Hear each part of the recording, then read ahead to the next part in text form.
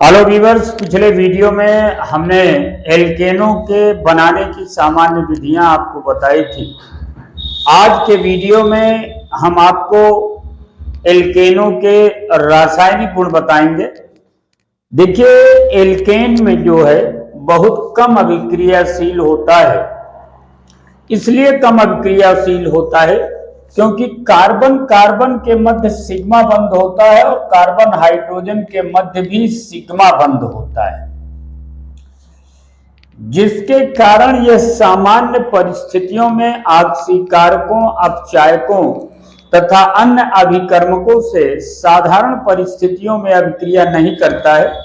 सिर्फ विशेष परिस्थितियों में ही यह अभिक्रिया करता है। सबसे पहली रासायनिक अभिक्रिया इसकी है, रासायनिक गुण इसका जो है वो क्लोरीनेशन है। क्लोरीनेशन या क्लोरीनीकरण है। क्लोरीनीकरण है, क्लोरीनेशन या क्लोरीनीकरण। देखिए, जो क्लोरीनीकरण की क्रिया है, जैसे ये मेथेन है, यह क्लोरीन से अभिक्रिया होगी, लेकिन यह अभिक्रिया प्रकाश की उपस्थिति में होती है। यह अभिक्रिया प्रकाश की उपस्थिति में होती है। यह प्रतिस्थापन अभिक्रिया है जिसमें मेथेन के चारों हाइड्रोजन जो होते हैं वो क्लोरीन परमाणु द्वारा विस्थापित हो जाते हैं और एक एक प्रोडक्ट इसका बनता है। पहला है CH3Cl प्लस HCl, ये मेथिल क्लोराइड बनेगा इससे। फिर मेथिल क्लोराइड को यहां लाएंगे और Cl2 से अभिक्रिया कराएंगे प्रकाश की उपस्थिति में। ये CH2Cl2 बनेगा plus HCl, CH2Cl2 plus Cl2 प्रकाश की उपस्थिति में ये CHCl3 होगा प्लस HCl। ये आपका क्लोरोफार्म है। और फिर CHCl3 Cl2 से अभिक्रिया करेगा प्रकाश की उपस्थिति में, तो यह CCl4 प्लस HCl बनेगा। ये कार्बन टेट्रा क्लोराइड है। कहने का मतलब यहां प्रतिस्थापन अभिक्रिया होगी और मेथेन के चारों हाइड्रोजन एक एक करके Cl परमाणु द्वारा विस्थापित हो जाएंगे और लास्ट में कार्बन टेट्रा क्लोराइड बनेगा। इसका मतलब इसके चारों हाइड्रोजन Cl परमाणु द्वारा विस्थापित हो जाएंगे। तो इसकी पहली अभिक्रिया है क्लोरीनीकरण। दूसरी अभिक्रिया जो इसकी है, इसकी प्रॉपर्टी है, वो है ब्रोमिनेशन या ब्रोमीनीकरण। ब्रोमिनेशन या ब्रोमीनीकरण। ब्रोमिनेशन या ब्रोमीनीकरण। देखिए, ब्रोमीनीकरण भी प्रकाश की उपस्थिति में यह अभिक्रिया होती है जिसमें एल्केन यानी मेथेन और एथेन ब्रोमीन से अभिक्रिया करते हैं और उनके ब्रोमाइड बनाते हैं, जैसे CH4 प्लस Br2 प्रकाश की उपस्थिति में CH3Br प्लस HBr बनता है। ये मेथिल ब्रोमाइड है। मेथिल ब्रोमाइड इससे बनता है। अगली प्रॉपर्टी इसकी जो है वो है नाइट्रीकरण, जिसको नाइट्रेशन कहते हैं। तीसरा है नाइट्रेशन या नाइट्रीकरण।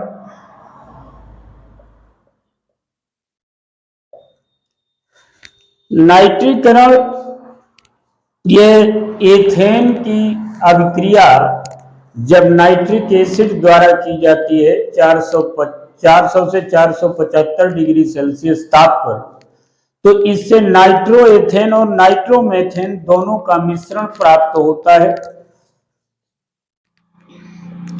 ये एथेन है आपका। अभिक्रिया होती है HNO3 से 400 से 475 डिग्री सेल्सियस ताप पर।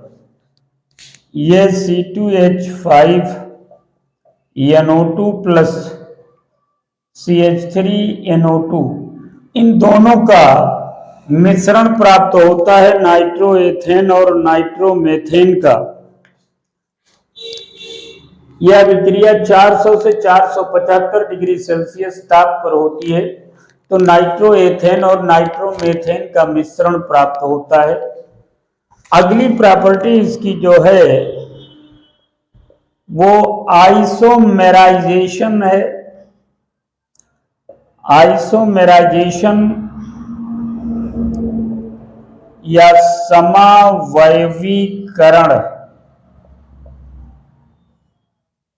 आइसोमेराइजेशन या समावयवीकरण, देखिए जो आइसोमेराइजेशन या समावयवीकरण होता है वो उच्च ताप और उत्प्रेरक की उपस्थिति में होता है, जिसमें नॉर्मल एल्केन जो होती है वो शाखित एल्केन या ब्रांच्ड एल्केन में परिवर्तित हो जाती है।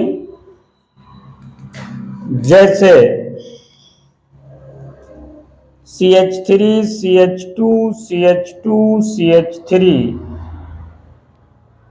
ये N ब्यूटेन है। नॉर्मल ब्यूटेन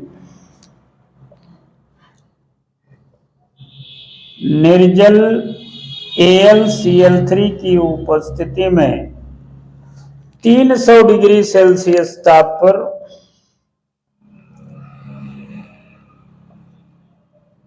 यह आइसोब्यूटेन में कन्वर्ट हो जाते हैं। आइसोब्यूटेन में कन्वर्ट हो जाते हैं क्योंकि आइसो जो समूह है वो CH3 है, ये आइसो ग्रुप होता है।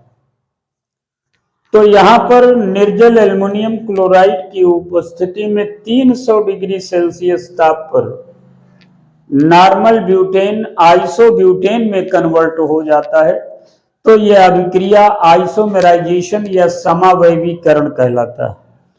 अगली प्रॉपर्टी जो एल्केन की है वो है ताप अपघटन, यानी ये जब अपने अवयवों में टूटता है उच्च ताप और उत्प्रेरक की उपस्थिति में, जब यह उच्च ताप पर टूटता है तो उसे पायरोलिसिस या ताप अपघटन कहते हैं। ताप अपघटन या पायरोलिसिस। देखिए यह अभिक्रिया उच्च ताप पर होती है और उत्प्रेरकों की उपस्थिति में होती है। सबसे पहले मेथेन और एथेन दोनों का ताप अपघटन होगा। इसमें मेथेन जो है CH4 को 1000 डिग्री सेल्सियस ताप पर जब गर्म किया जाता है तो C+2H2 बनता है। C+2H2 ये कार्बन ब्लैक होता है। ये कार्बन ब्लैक है इसका विखंडन होता है उच्च ताप की उपस्थिति में। दूसरा है C2H6 का विखंडन होता है 500 डिग्री सेल्सियस ताप पर उत्प्रेरक Cr2O3 प्लस Al2O3 की उपस्थिति में।